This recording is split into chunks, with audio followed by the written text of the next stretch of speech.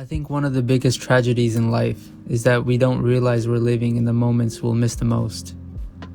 In this video, I want to talk about why life feels like it's speeding up and how you can actually start experiencing it again. Thinking back to when I was 12 or 13, one year felt like forever. Summer holidays felt endless, waiting for my birthday took ages, even a single school year felt like a huge chapter of my life. Now I'm 21, and when I look back, those years feel like one blurry memory. I remember when I first started badminton. I remember I used to be overweight and played video games all day. I remember moving countries. I remember a few birthdays. But if you ask me what I did when I was 15 or what places I visited during the 9th grade, I have no idea. In fact, I don't remember most of it. It feels like a distant blur. I changed schools almost every year because we moved quite a bit. I have a hard time distinguishing which school I went to for which grade, and honestly that kind of scares me, because if the last 10 years can disappear that quickly, what happens to the next 10? I think my life has been pretty eventful compared to other 21-year-olds, which may be a reason as to why I can't remember a lot of it.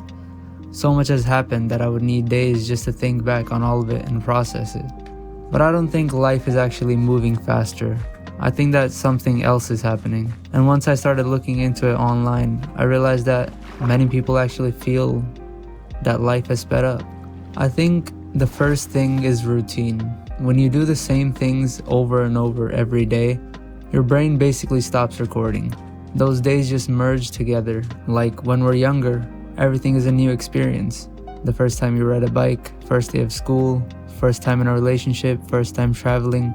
Everything feels so new and eventful, and I still remember all those events to this day. Then once you get older, you settle into this routine of school, college, or work. Every Monday looks the same, breakfast is usually the same, the commute is the same, you open the same apps, you do the same things in your free time. And this is actually supported by research on novelty and memory encoding, which you can check in the description. You're also constantly thinking about the future. Looking back to my later teenage years once I got into high school, I realized that I was always looking ahead. I was always planning for the future. When I was in school, I couldn't wait to get home. And then when I did get home, I would be thinking about the weekend. The weekend came and I would be thinking about how I have to go to school in a few days. Always thinking about something that is going to happen instead of what's happening now. It's like I was always chasing the next thing, and I don't think this only applies to me. As kids, we say, I can't wait to be a teenager. Then it's, I can't wait to graduate. I can't wait to get a job. I can't wait till I get that promotion. I can't wait till I buy my own house. It's like everyone is convinced that life starts from the next milestone. But during all those events, life has been passing by. That sounds kind of corny, but thinking about it kind of makes me sad. When you look at life as a bunch of big milestones and events, it doesn't seem that long. In fact, you miss basically all of it. So I started wondering, how many moments have I rushed through to get to the next thing? How many conversations with friends have I mentally been absent for because I was thinking about something else? How many meals with my family have I skipped because I was playing video games? How many times have I gone through training thinking about the result or getting frustrated over a silly mistake instead of enjoying the sport that I love? This is why life feels faster. We stopped experiencing the now. And I know that sometimes the current moment is boring or painful, but isn't that just what life is? It's part of the experience. If you constantly think about when things will get better, you'll miss it all. Why not experience the boring bits? If you're constantly stimulated and your attention is going from one thing to another, when do you get time to think? Or time to enjoy what's happening right now? What would your answer be to the question, what was last year like? I know mine. It would be, I don't know. It just kind of passed by, nothing much happened. When in reality, that's not the case at all, but the problem is, I was always thinking about the results or what's going to happen next.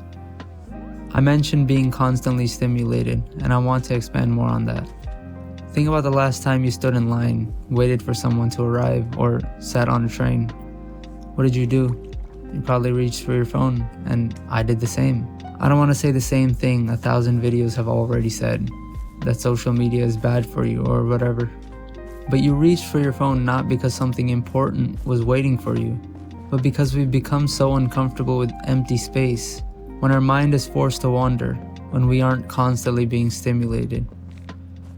Every spare moment gets filled, one more notification, one more YouTube video, and before you know it, an hour disappears, and then another, and then somehow the day has gone by and it's midnight. Obviously this means you have less time to spend on yourself, but that's not what I want to talk about. I want to talk more about attention. Your attention is literally one of the most important things you have. I've noticed that whenever I spend hours consuming content, I stop having my own thoughts. It's like my mind is so full of everyone's opinions that there's no room left for my own. Sitting at your desk or taking a shower when nothing is actively demanding your attention. Gradually I started to think that maybe boredom isn't the enemy. The days I felt most alive weren't the days where I got the most done. It was the days where I was completely immersed in what I was doing, focusing on the walk instead of the music, having a conversation with a friend without thinking about what I needed to do later that day. I discovered meditation earlier this year, partly because I wanted to explore spirituality. But the main benefit I got wasn't anything to do with spirituality. At first I thought meditation is about stopping your thoughts, but it's actually noticing where your attention goes and then bringing it back again and again. That's a skill I think we've all gradually lost. The ability to notice where attention is going, because once you notice, you have a choice to come back to the now. But if you never notice, you might always be stuck in the future. We can't make life longer, but we can decide how we spend our time and attention while we live it.